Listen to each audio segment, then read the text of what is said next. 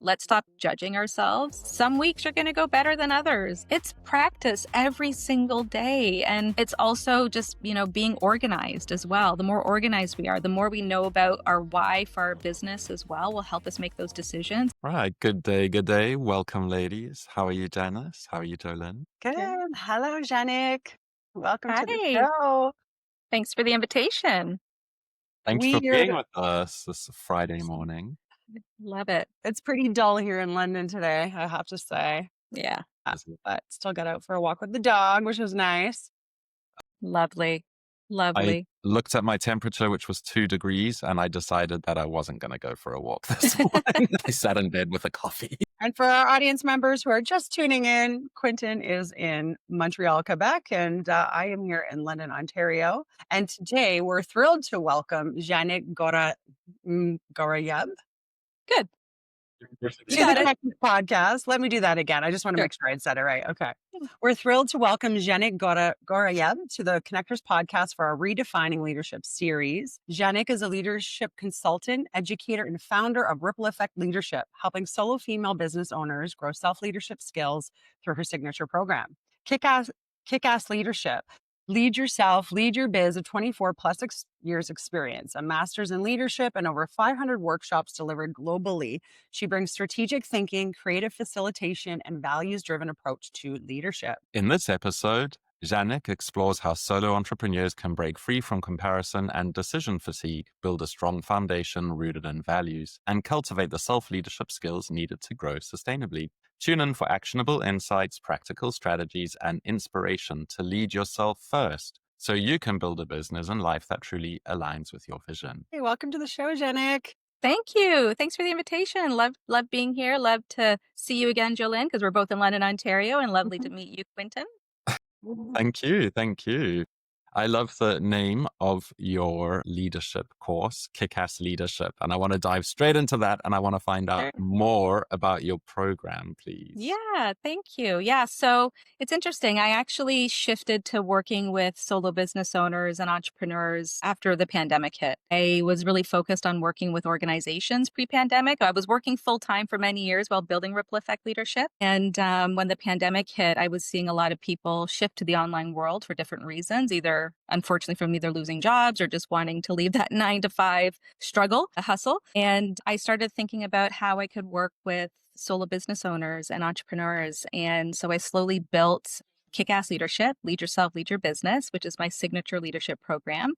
And it's all about self-leadership is definitely the foundation of it. And I think because a lot of solo business owners, because we're just working by ourselves, it's hard to remember sometimes that we are the leader of our business, even if we're just a team of one, and that it's super important to lead ourselves in different ways. And so the program is built with kind of that foundation, but also the foundation around knowing your values, how to use your values, how to lead with your values. The program also includes mindset shift, right? That mindset shift to being the leader of our business, even if we're just one person. But it's also how to use our values and how to align our values with connecting with the right people, right? And aligning with the right people, whether those are clients, whether those are people we're hiring on contract, and whether they're, different people in our community. And then a big part of the program as well, I actually did a big kind of edit to the program this year. I'm really, really proud of this third iteration. We were talking about tech earlier before we hit record and how tech can be a bit of a challenge for us business owners sometimes. And the first iteration of my program was all text. It was just all text and reading, very theory based. And I was kind of testing it out back then, right? Trying to figure out what I was doing and how I wanted to present the information. Then I learned how to do videos, and then I learned how to edit videos. So now this new iteration has a lot of different ways to learn. So there's there's videos, there's podcasts, little mini podcasts and pep talks. There's worksheets for people to work through. And so I have 6 leadership labs that go all from mindset shift, how to lead yourself in real time, building the foundation of your business, which is mission, vision, and core values, building a sustainable business as well. And then we take all that information from those worksheets that the students are working on, that they work on, kind of at their own self-paced. And then I help them create a branding guide, an ideal client guide Wow. based on all of that information that they kind of learned about themselves as the leader of their business and their values, and really help them kind of build that comprehensive look at their business and Mhm. how to move forward in their business and how to lead themselves when decision fatigue pops up, when imposter syndrome kicks in.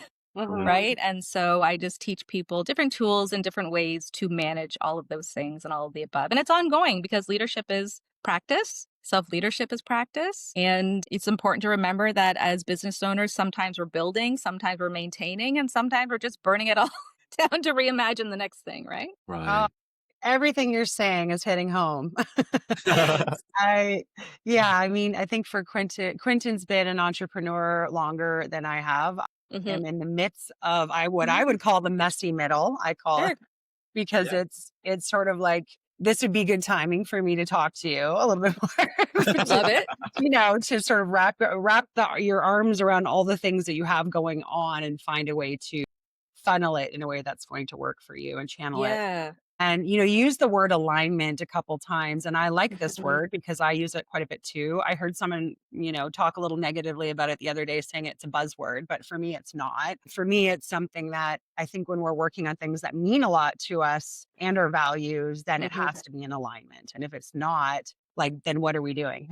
What are we Yeah. doing? And why don't we just go back to working in an environment that we don't, care too much about? So, for me, being in the corporate environment, learned a ton, met a lot of amazing people, cultivated a great skill set, but the environment became not what I needed anymore, and it wasn't in alignment. Yeah. So for you, when you were talking about what you were working before the pandemic, do you mind talking a Mhm. little bit about where you were? And then Yeah. what did you start to go through when you shifted into this entrepreneurial world? And what were the things you started to notice for yourself that started to shift and as you started to build? Yeah, good question. Thanks. So I worked in nonprofit for most of my career. I went from nonprofit to pharmaceutical, back to nonprofit. That's a whole other podcast.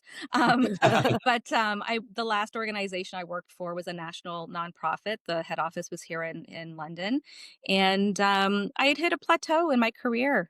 Probably about 10 years ago, and I decided to do my master's in leadership at Royal Roads University, which is set up as an online program. It's based in Victoria, BC, but we got the opportunity to be on campus for 4 weeks over those 2 years, which was absolutely Nice. stunning. And that program talks a lot about self leadership, and it talks about how we show up, right? Regardless of where we land on that traditional hierarchy of organizational charts. And at that time in the organization I was working for, the leadership was just not good. It was horrible. It was just a horrible working environment for everybody. And Mhm. we were a small team and people were quitting left, right, and center. And when I entered into the program, I thought, I wanted to eventually run my own nonprofit one day, which is not, which could be a goal still down the road. But I really just started to think more about building my own business. And the name Ripple Effect Leadership actually came out of my research project at Royal Roads University because we had to do a research on the organization we were working for at the time. And because I was seeing that people at all different levels of the organization were not living the core values internally, there was a negative ripple effect, Mhm. right? So people were quitting, we were losing volunteers, we were losing donors. It was a shit show. It was a total shit show.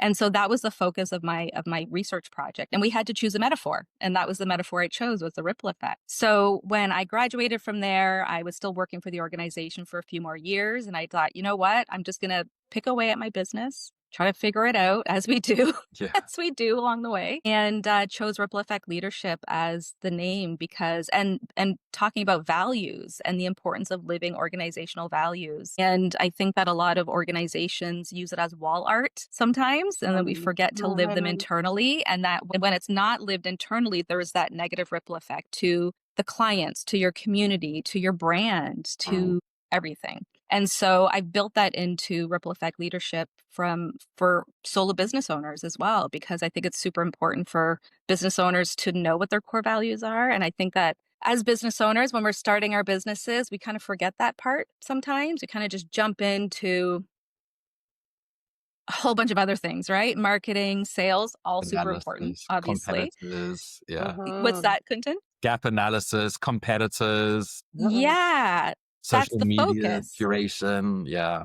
Yeah, but then it's like, well, what do you value?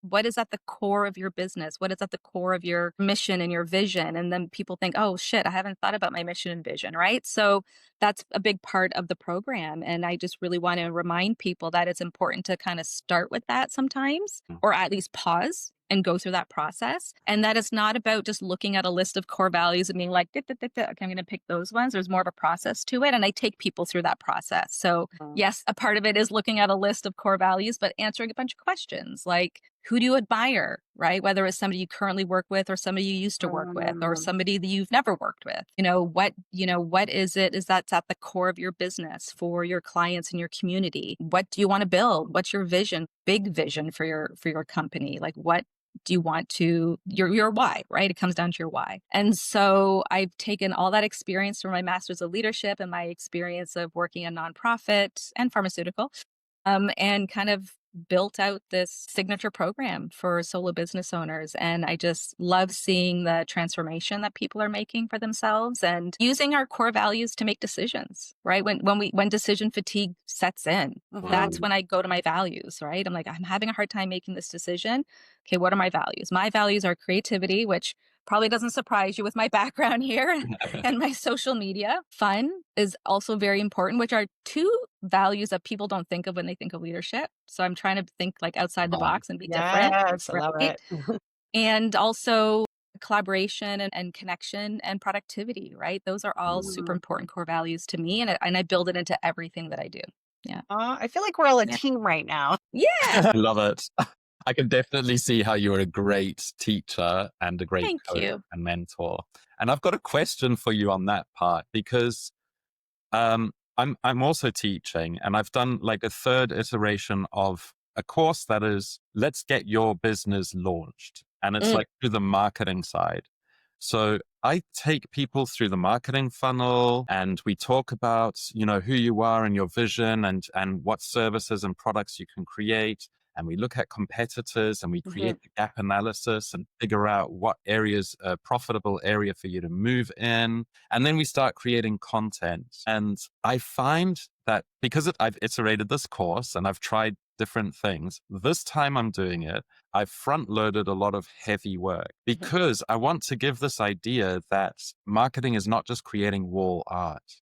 Mhm. You mentioned a few minutes ago, it's not just wall art. It's like serious business. It's got to keep going. And the idea of this course is let's give you the marketing mindset and figure out the ecosystem so you can make valued choices. And mhm. let's start with the content so that by the end, the 6 weeks is done. You're off, you've launched, you've created some content and you've got out there.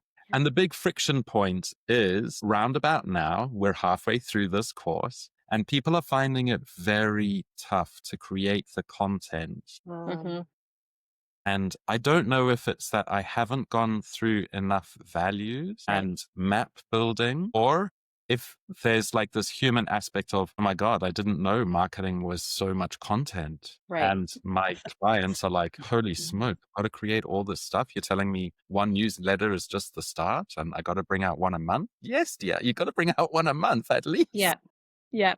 So I don't know where, but I'm feeling frictions and I wanted to Right. pick your brains as a fellow lecturer. Love it. Love Yes. that question, Quentin. Yeah. Like, follow, and subscribe on LinkedIn, Instagram, and YouTube. And find us at theconnectorshub.com.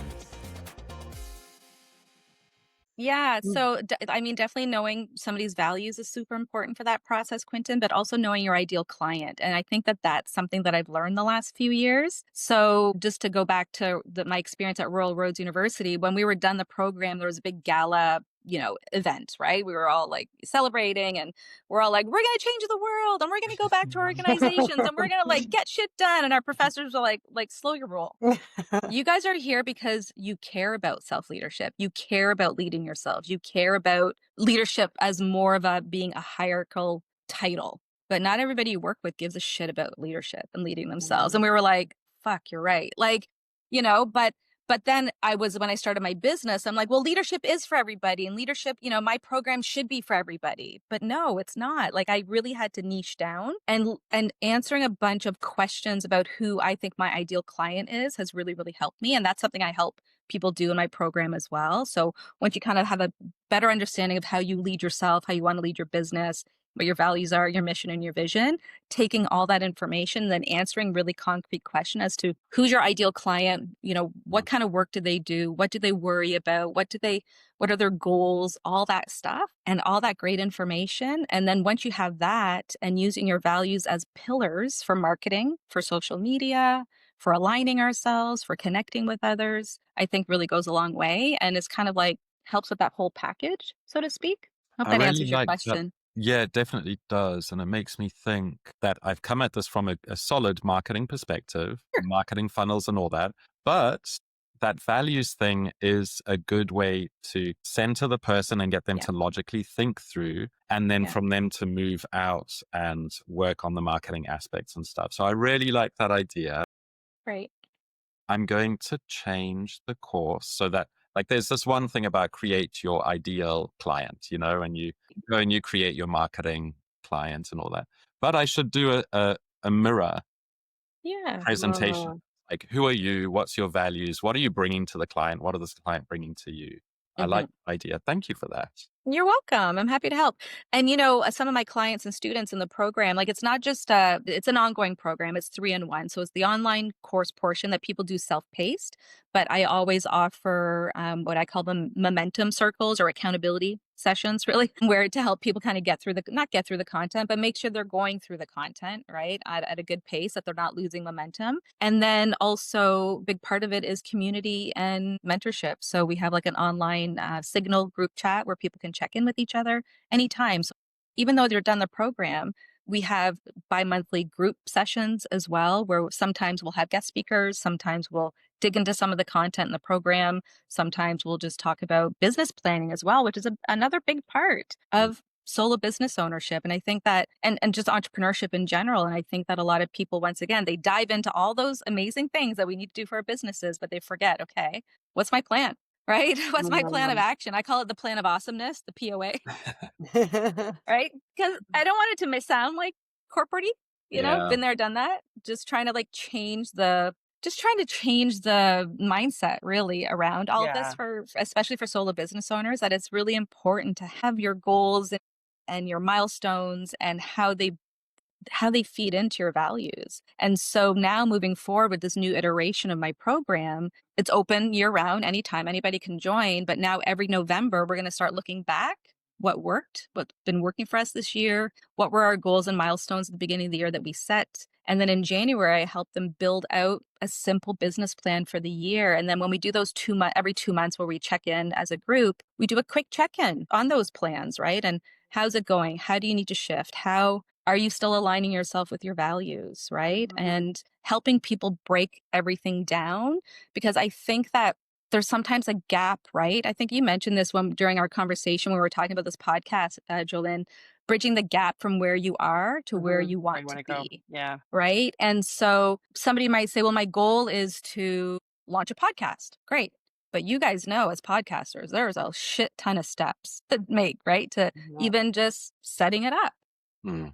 getting it going, figuring out what the style is, figuring out your themes, figuring out so making sure that people are breaking down every single step, as many steps as possible, those small, consistent actions, and reminding people that we're just building layer by layer. And we might look at a to-do list and be like, oh my God, that's so overwhelming. But when you have it down I use Asana, which is a free I'm platform. hooked. I'm hooked. You're hooked. Good. Yeah. I got you hooked. Yeah. I love it. And I use the free version. Like, I'm obsessed. Jolene knows I'm obsessed with it. But like, even when I was doing my third iteration of my program, I mapped out every single module. I mapped out every single lesson. Mm. And as you're ticking them off, you're like, okay, I'm getting shit done. Right. Yeah. I'm moving towards that bigger goal. And it's just important to go through that process. And I think that's a big part of just leading ourselves, is just brain dumping, really. Just brain dump all those steps. And as you're working through it, you add more steps so that when you have to go through this process again, you have that list, those actions ready to go. Right. So anytime I do my online events, it's called Ripple Reset. So I do these now 3 times a year. I have an entire project in Asana, every single step, which is like 75 steps just to do an online event. Yeah. Right. But I have them all there now, so I can just duplicate it every time I do that now. So I'm not like, Um, okay, what was my next step? What am I doing? What Yeah. am I supposed to do? yeah, that makes things so much easier, right? Yeah. Yeah. You said so many things in there, so many good nuggets. I kind of want to circle back. You mentioned Sure. before, like when you go back to your values when fatigue sets in. And I Mm, think some of these steps, like when you are envisioning your big picture and you're getting clear on your values and your mission and your vision, that it's like we were talking about that gap. Okay, that looks like it's way over here and I'm way over here. You yeah. you talked about mindset too. And what I'm starting to realize as well is that people need as you're moving through steps, you're almost becoming, because if you were someone who worked in corporate or you worked in a different environment where you worked for Hmm. somebody else, to become an entrepreneur is becoming a different version of yourself. Yeah. So there's also that factor in your mindset that it's almost good to go through those steps more slowly because it Hmm. gives you time to process and integrate. Hmm. Yeah. I saw something posted yesterday. This woman said she made $40,000 in one day, and that was the first time she'd ever done that in her business. And Hmm. she's like, in my body, it made me feel so unsettled. She's like, I Mm, felt so stressed out because that future version of me didn't exist yet where I'm someone who makes $40,000 a day. Yeah. And she was like, holy fuck, like, what do I do? Like, yeah. how do I handle this? I'm even getting chills as I talk about it. But yeah, you need that time almost to step into that new version. So, and make Yeah. those little steps of your confidence, I think, Yeah. to like get to that next place. So how do you, when you're doing those check-ins with people, I'm sure that's when they start hitting that fatigue is like, Hmm. it's just taking, time to get there. And how do you sort of keep them like motivated and moving forward towards that next, vision? Yeah. I think it just comes down to like building out your goals and your milestones for the year too, right? So I think that when opportunities come our way, sometimes we want to jump for every opportunity, especially when we're just starting out. Mm. But I think that there's some risk with that. There's burnout that might come with that if we're saying yes to everything. And if we're saying yes to everything that doesn't necessarily align with our goals and our values, Mm-hmm. then it's just going to lead to burnout or it's just going to lead to like other negative feelings, right? So I think that if you have your goals or your milestones for the year and then also your values working together to help you make those decisions, I think that goes a long way as well. I Mm. mean, I had somebody reach out to me last year to be on their podcast, but when I did some research on their audience, I'm like, it's just yeah, it'd be great to do another podcast and that's great practice for me, but it just didn't align with my Yeah. community. So I just thought, you know Mhm. what? I appreciate the opportunity. Thank you, but I have to say no. And they understood. And so just being really strategic, I think that way, I think goes a long way as well to help people make those decisions. So sort of staying Yeah. on task with your Mhm. vision, your values, not allowing necessarily new things to come in as distractions because Yeah. that kind of takes you away from that alignment. Yeah. And then how long would you suggest somebody is focusing on something? Like what if you find you go 6 months down the path and then they're like, "Oh, it's not turning out the way I want it." Or like, well, how do you redirect that? What would you suggest for somebody who's in that? Yeah, I think, yeah, there's just a lot of self-reflection that comes with that, right? And just trying not to judge ourselves. I think that when we're starting our businesses as well, it's trial and error sometimes too, right? Even though we might know our values and we have our goals, sometimes it is trial and error. So as an example, my online Ripple reset that I do now 3 times a year, I'm just now in the last 8, 10 months realizing that I just want to launch the same thing every time so people start recognizing what it is Mm. and they can sign up for it, right? And so for me, I don't think I'm answering your question right now, Jolene. Can you repeat it for me? Sorry. It was it I was went off on a tangent there. It was Sorry. if you get sort of 6 months down the road and people Mhm. are realizing that, whatever they had been working towards just isn't working out, and it's not like, Right. how do you work on that redirect and without, there's a lot of frustration that comes up with that. Yeah, and Yeah. I can jump in with a Sure. suggestion that I give, and then maybe Mhm. that'll bring us back on track with yeah. Yeah. your ideas. So I suggest to my clients to do little tests. So Mm. even if project A is a big project, Mhm. figure out project B that there's not going to take a lot of time, but you're going to run these two things together. And if project A, the wheels start falling off, go to project B and move that forward. And Mhm. so it's like in marketing, we call it A/B testing. So you Sure. create Mm. two newsletters that are very similar, slight changes, and then you figure out what's moving me in my direction that I want to Mhm. move in. And then Mm-hmm. you take the A test or you take the B test. And that's the Mm-hmm. moving. So that's what I would suggest as a quick. Okay. Oh, I like that. Yeah. Yeah. Yeah, absolutely. I think testing things out is really important too, right? Sometimes, like I said before, it's trial and error. Mm. We're just kind of, but at the same time, I don't want my clients to just be throwing spaghetti at the wall all the time, so to Yeah. speak, Yeah. right? Like being a bit more strategic with what they're following through with, what they're working on. And once again, it comes down to those goals. So, as an example, one of my goals this year was to build my email list. I can't just sit around do nothing. I have to be strategic about it, right? So, how do I build my email list? I do more Facebook ads around my free resources. I do my free events, which helps to increase my email list. I've been participating on with online bundles to help me increase my email list as well. My YouTube channel, right? Having my link to sign up for my email list is in there too. So just being once again really strategic. But I think also to your question before, Jolene, I think that it's just super important for people to assess, right? What is working, what's not working, and just move forward with the things that are working. And if there's something that's not working right now, it doesn't mean it's not going to work later. Just maybe it's just not the right time. Yeah, that's Well, true as well. Because right? there's a lot of times, even Quentin and I, we're really great at ideation. We throw out all kinds of ideas throughout the year, and we usually have one big meeting sort of beginning of the year, and then as we start implementing things, but we can only focus on so many, and Yeah. it's and then we'll forget, oh yeah, let's circle back to that. But sometimes we come back to a list we created like a year before, and it's time for that thing to come up now. Yeah. It's like, so it is great to get all your ideas out, I think, Mhm. because at some point it might work for your business or what you're working on. Yeah. Absolutely. Absolutely. Yeah. I'd like to come back to this idea of like all three of us have gone from pretty stable jobs under some stable sector called corporates or non-profits or Mhm. education, and we're all sort of going out on our own.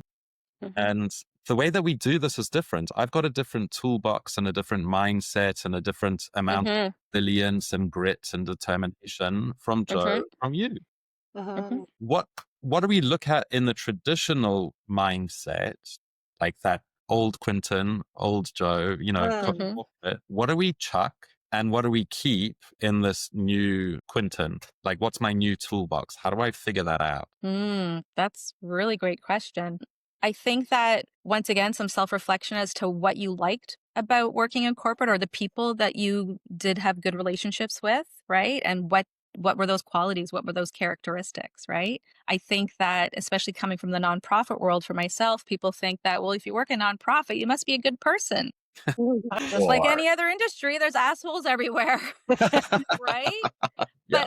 but having said that, there's amazing people that I worked with throughout my entire career, right? Thank goodness those assholes were just a few and far between, but those are the people that cause that negative ripple effect, right? And really you realize how you don't want to lead, right? For your own business, you realize how you do want to move forward with your business and the types of people you want to align yourself with as well. So I think that looking back at those traditional kind of corporate roles that we've had and seeing what worked and what didn't work and what energized us as well, right? I think it's really important for us to bring into our businesses also, just I think I just think back to like the 3 or 4 bosses I had that were pretty horrible over the years, 2 in particular. I remember thinking to myself, I never want to make somebody else feel like this. Yeah, such a good point. Right. And I'll give you an example. My very first job out of university, out of undergrad, I had an undergrad in sociology and gerontology to work with seniors.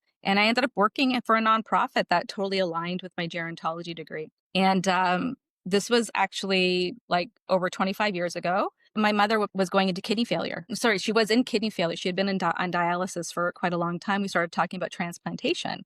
And I was only 23, 24 years old at the time. And I ended up, long story short, being a kidney donor to my mom. Whoa. But during that process of just starting this new job a year after graduate, I was very open with my boss. And I'm like, listen, this is what's happening in my family's life. It's going to be a few months before I know if I'm a donor or not. Let me, and she's like, yep, she totally understood, didn't have any pushback.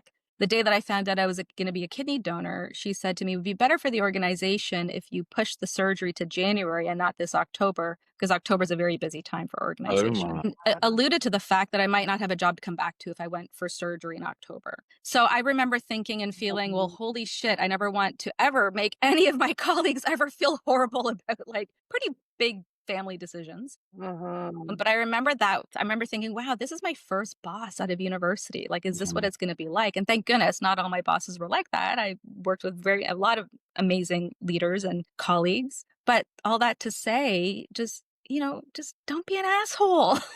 Right? Like treat people with kindness and respect and live those core values internally and they will ripple out. And it's the same as we're building our businesses, right? The stronger our connections, the stronger the confidence becomes as well in our business. And that, just self-reflection and self-leadership is so important. So let's take those positive and negative experiences from corporate and making sure that we're not making the same mistakes I in our like you were businesses. talking about self-reflection. I think that's Yeah. something I speak to Mm. often because Yeah.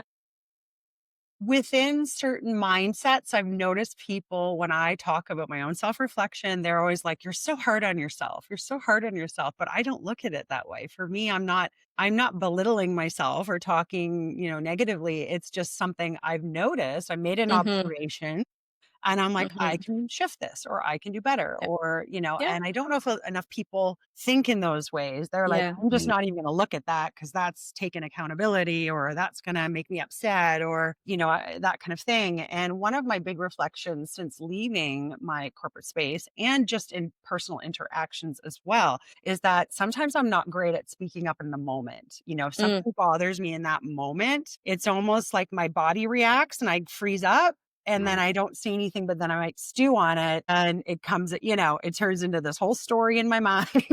Mm-hmm. And then maybe I finally get it out later, just Yeah. depends on the situation, but maybe I never get it out. Yeah. And then that's like a loop I haven't closed. And it's energy that I put towards this thing that I could have probably initially just in that moment said something or shared my opinion or said how it made me feel or that kind Mm-hmm. of thing.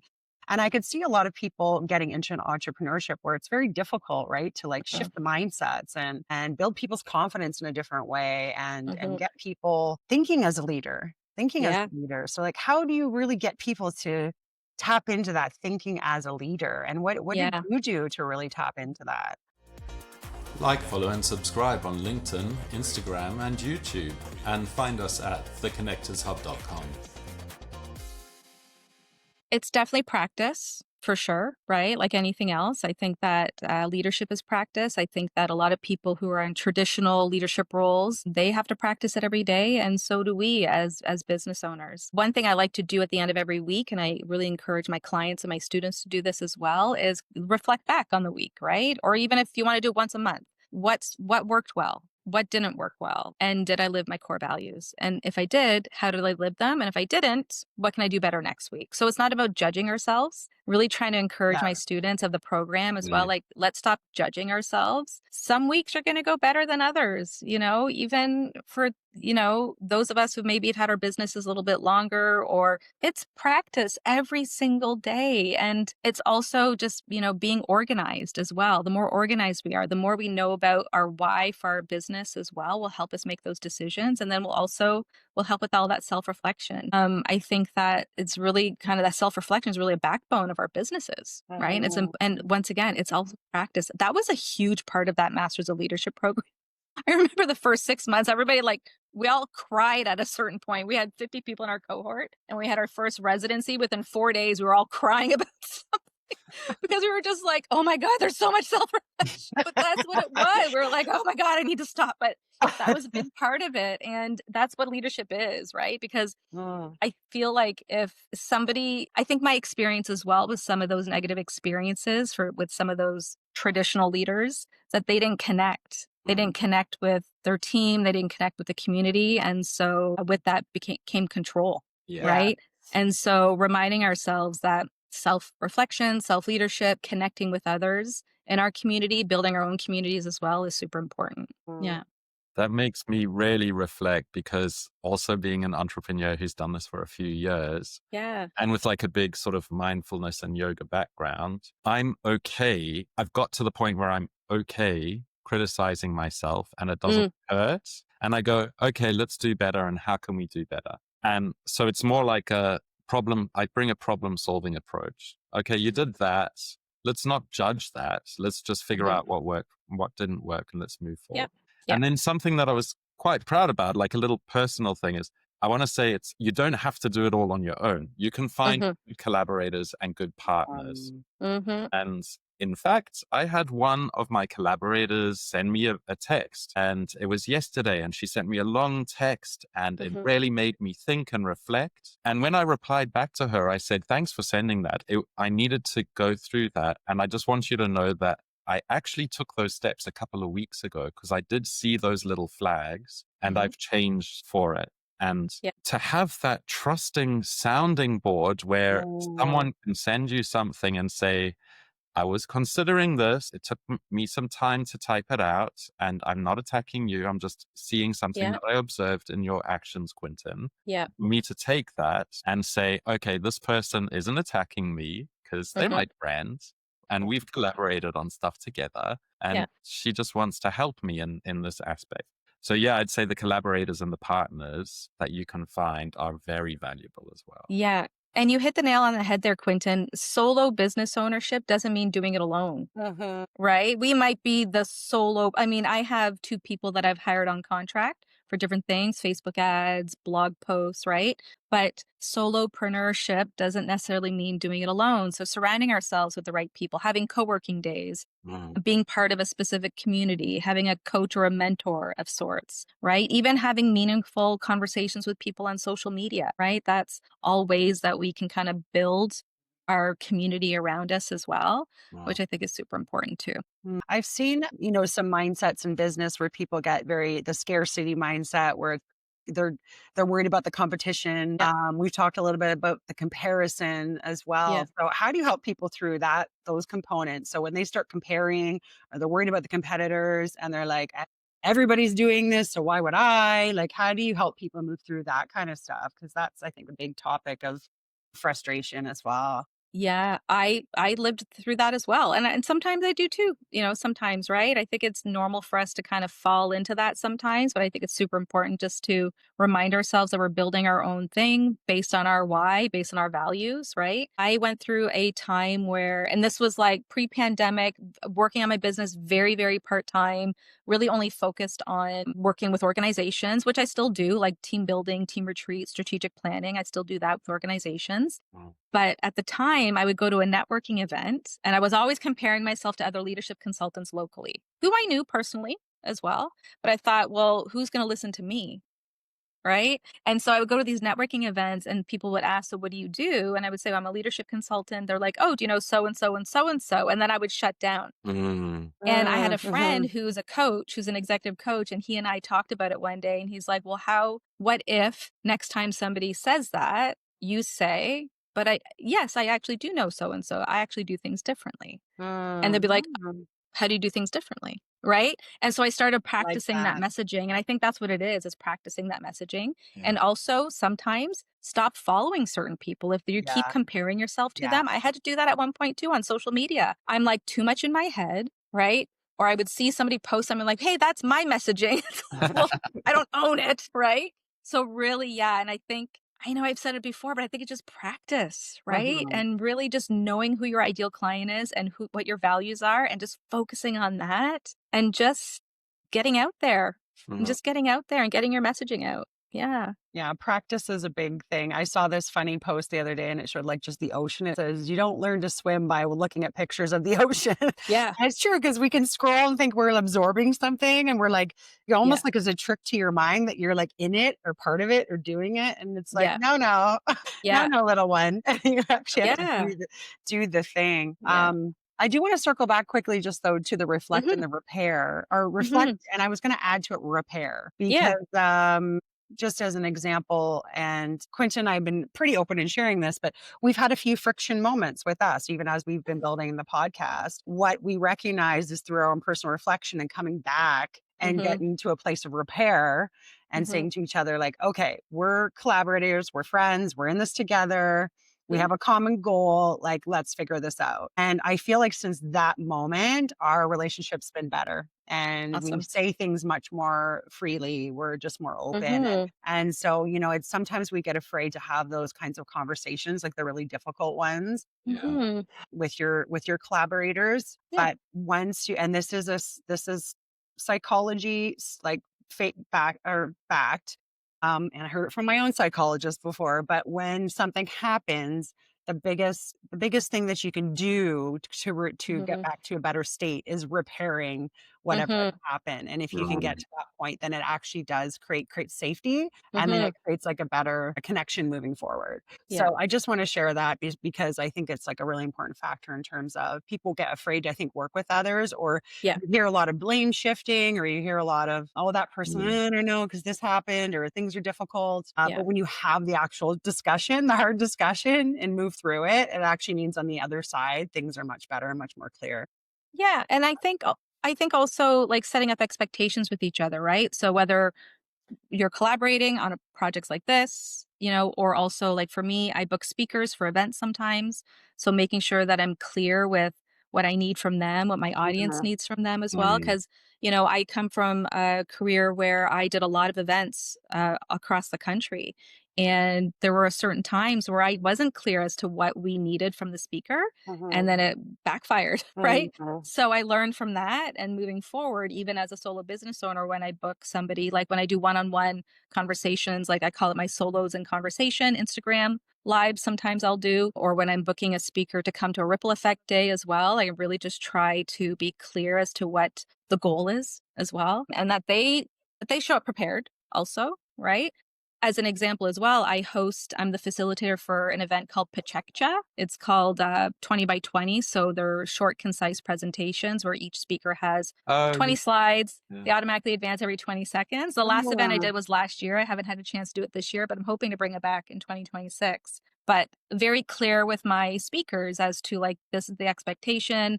This is the format. It has to be this format. Give them all the tips and tools. And I had one speaker once show up at an event, and she hadn't responded to any emails. She hadn't come to any of the group sessions. Fine. But she showed up, and halfway through, like on slide 11, she's like, okay, that's it. And I was like, fuck, okay.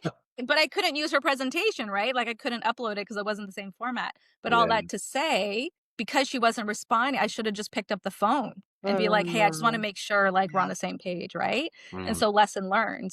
I'm like, that will not ever happen again. So yeah, so I think that setting up expectations is super important, and just the goals of, your goals, and also bringing it back to the values, right? I remember there was one time working a nonprofit where this has happened to many of us, where you think you're texting somebody, but you're texting somebody else, or you hit reply all. Yeah. And one of my colleagues hit reply on and replied all on an email. And it wasn't a very nice message. Mm. So I had to bring it back to the values of the organization, right? And she realized, oh shit, like I just realized what I just did, right? And she apologized right away. But, having those tough conversations in person is super important too, or over the phone instead of text or email too sometimes, right? Yeah.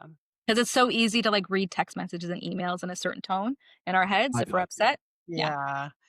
yeah. Yeah, and I'm not always the greatest with that. Sometimes I feel like I can get my words out better in text than I can Sure. verbally, Yeah. but then All sometimes of it us. doesn't have the same effect at all. No, I think it's all of us. Like when we think about reading and writing, it's only been a standard thing in the last 100 years for everyone to learn how to read and write and communicate that Mhm, way. So naturally, we're not going to be that great at it. mhm. Mhm. I think like just reflecting on collaboration and tough conversations and Yeah.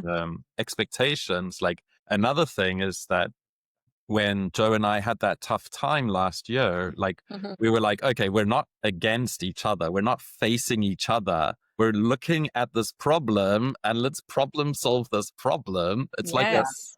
when you go to marriage counseling, the marriage counselor 101 is like, don't look at each other, look you at the don't Right. problem blame. that's in Yeah. front of you. Yeah. And it's a Yeah. it's a very clever thing to do. And Mhm. then once that conversation's over, other conversations don't trigger you Yeah. emotionally or Yeah. reactionally. You're like, okay, we're going into a difficult conversation. Joe and I Yeah. want the same thing. Ultimately, we want to get better and we want to listen to each other. So let's bring that to this next Yeah. difficult conversation. And it does make it easier. I love that. Yeah, and just making sure you're on the same page, right? Yeah. Uh-huh. When conflict comes up, and even deciding, how are we going to manage conflict in the future again, right? How do we come together as a team, right? Yeah. Yeah. Jen, we talk a lot about connection on this Mhm. show Mhm. and sometimes disconnection Yeah. and the connection that leads us down certain paths. And we talked a bit about mentorship earlier. I'm a big believer in Mhm. mentorship. What are some mentors or some connections you've had in the past that have helped shape you or lead you to where you are now? Mhm. Yeah. I have a current friend and mentor who I worked with in the nonprofit world who has been a big cheerleader. Woo, trying to say this without crying. She's Yeah. been a big Oh, cheerleader for me. Woo, her top core value is courage. And she teaches me how to be courageous. Wow, I never didn't think I would get emotional about it. That's okay. We can hold okay. space for that. Yeah. Totally, totally. Because courage, especially as a business owner, there's a lot of courage, right? We're putting ourselves out there. People say to me, "Oh my God, Janic, you do these Instagram reels and you do these videos and oh my God, you're so good at it." I'm like, "Yeah, but I get in my head about that." Because for me, in my career, I have a lot of experience giving presentations, doing workshops, doing webinars, and seeing events, facilitating. But the thought of being in my office being like, "Hey guys," like I hate it. I hate it, but every time I do it, I'm like, "Okay, courage, just do it," right? Stop second guessing myself. Stop, just get the message out there, right? So, I think that and that's a big part of my program as well is being mentors to each other. So, I want people to know that even though I might be facilitating the program, the Signal group chat or the group sessions that we have, it's for me too. Hmm. Right? It's for all of us. Just a few weeks ago, I posted a message in the Signal group chat. I'm like, "I'm really struggling today, and this is what I'm struggling with." And the people in the group chat stepped up and we supported each other, right? And so I think that making those connections with other solo business owners as mentors is really important. Finding that one person who really just is your biggest cheerleader, I think is really, really important as well. Mm. And just finding those connections is so helpful. It's so helpful when we have those days that we're feeling really low or that we're really struggling to move forward with our goals or we're really struggling to live those values, right? It's Hmm. not about perfection. That's one of my mantras now. Progress over perfection. Perfection is better than done.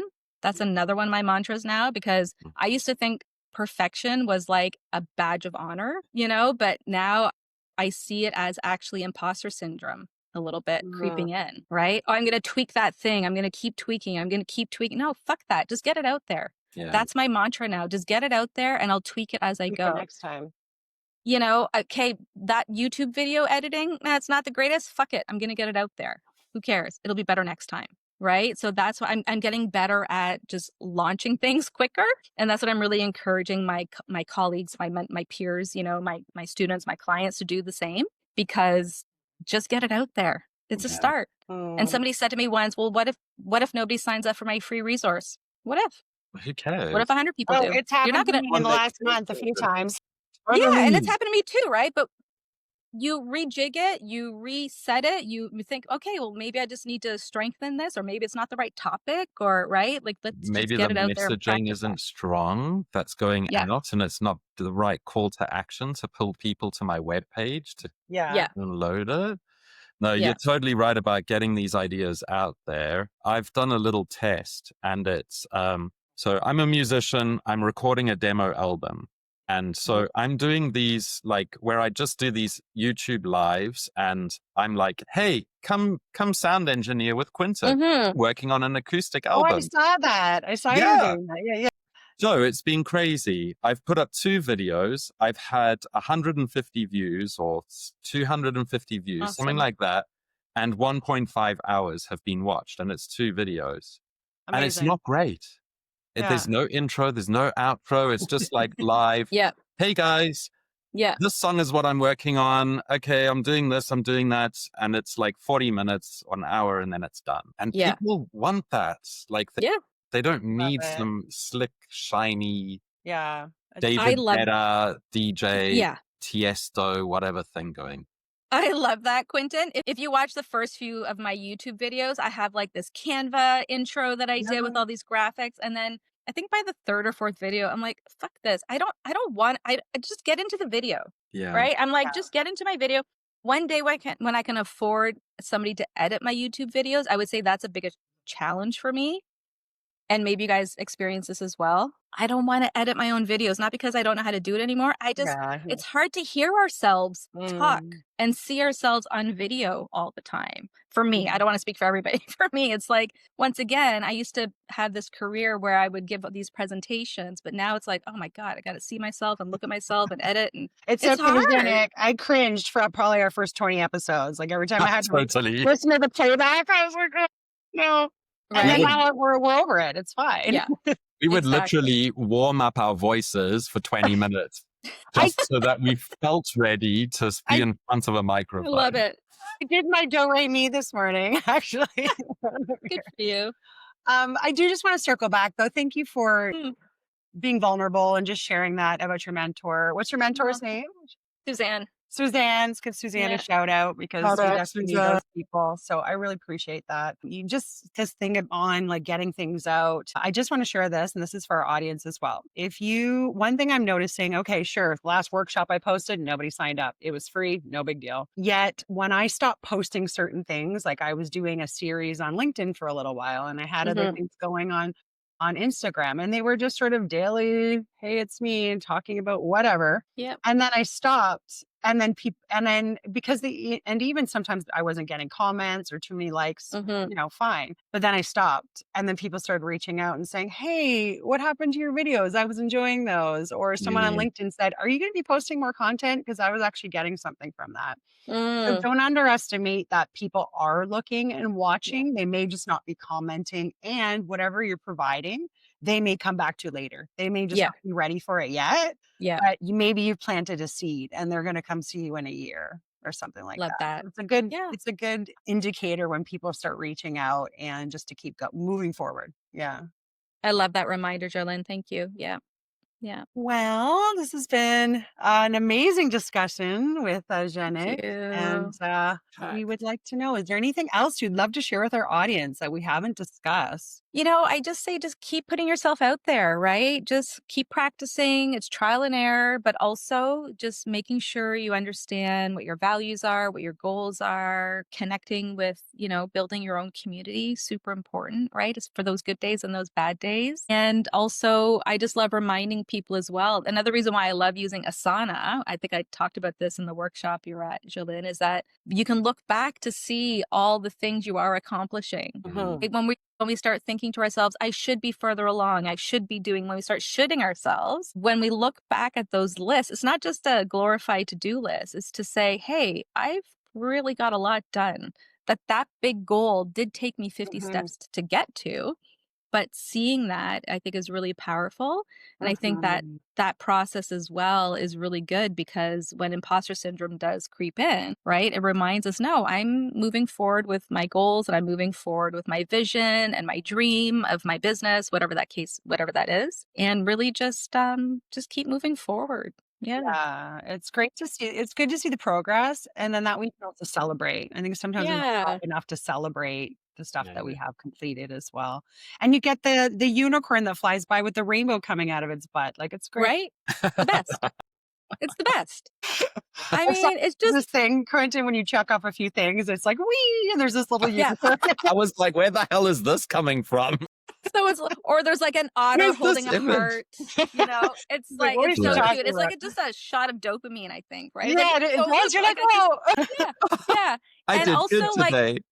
yeah, and I encourage my students as well, the program and clients and anybody even like just building a business, like do celebrate those little wins as well. Like I sometimes will have like a 1-minute dance party in my office by myself. So I'm like, yeah, I did that thing, whatever that thing was. And it could be like the simplest little thing, but I think it's important to celebrate those as well. Well, you inspired me with your 40 before 40 list, was it? Because I've started a Yeah. 50 before 50 list. Love it. And I Give me realized I have give already me a couple. Give me a couple examples. What's on your list? Well, I've already crossed off a couple this year because I Mm. wanted to surf this year, and I already did that in Costa Mm. Rica, so that was one Nice. of them. Amazing. I want to get up and do a little stand-up comedy skit. I want to DJ in Whoa. front of a group of people. I want to, Yes. there's It's just a some of good the things. I'm list. going to try to get to 50 push-ups in one day, Yeah. like consecutively. So we'll see.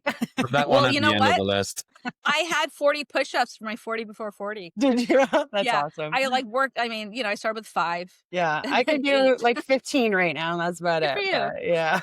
Good for you. Love it. Love it.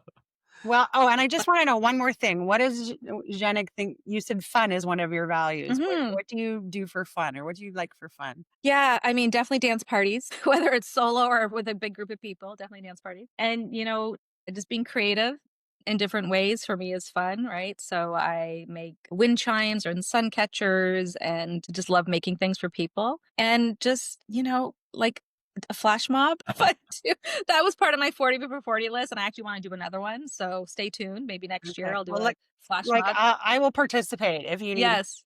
Yes, yes, yes. And also, obviously spending time with family and friends and just laughing, just, not taking ourselves too seriously these days because life is hard, right? Life is Yeah. hard. But yeah. And in the summertime, I do a lot of swimming. I swim a lot. Nice. I love swimming. Yeah.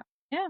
Yeah. And just to bring the conversation to a close, Yeah. why can we ask you to share with our listeners where they can find you, where they can get in contact with you, where they can chat with you, where they can find out about the next iteration of your course? Yes, thank you. So rippleeffectleadership.ca is my website. You can find information about my online course, Lead Yourself, Lead Your Business, Kickass Leadership. I also have a service where it's a one-on-one Kickstart momentum package that lasts a year to help people who are either feeling overwhelmed with projects or having a hard time putting things into action.